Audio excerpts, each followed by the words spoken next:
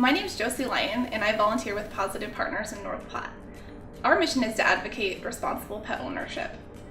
Part of that mission is educating the public on different pet-relevant things, and we have some dedicated individuals within our group that are working to inform the public about the true nature of the bully breeds. So pit bulls, mastiffs, Rottweilers, all of the sometimes known as scary dogs. We want to let everyone know that treated like any other dog, they are like any other dog. Part of responsible pet ownership of a bully breed is spaying and neutering your dog, vetting them properly, making sure that they have plenty of food, shelter, and water, and giving them the love and attention they need and deserve. Bully breeds get a bad reputation in society and through the media because of irresponsible ownership.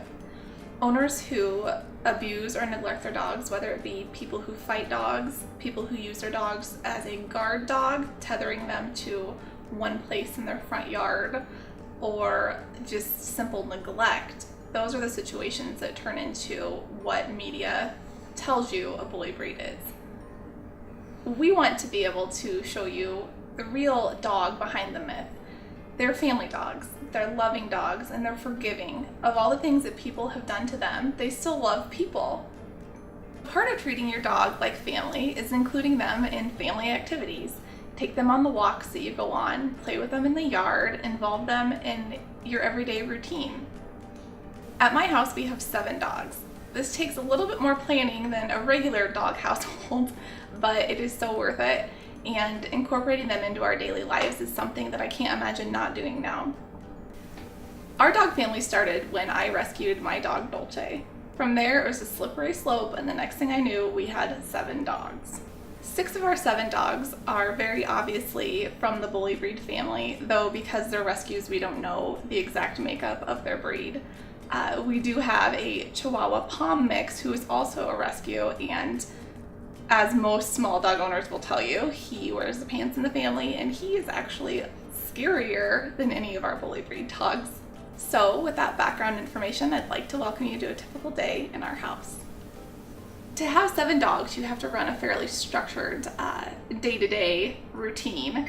When the dogs come in the house, I cover the furniture and put up the baby gates, and then they're free to play and hang out with us. Because we have 7 dogs, we have to give them our full undivided attention in shifts. We normally have 3 of the dogs in the house, and then we let the others out to play at the same time, and then we do a switch. So every dog gets inside time every night, and every dog gets outside time every night.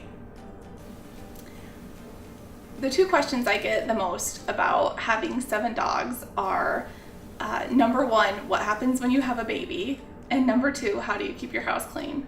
So my answer to number 1 is, well, when we have a baby, then I have 7 dogs and a baby.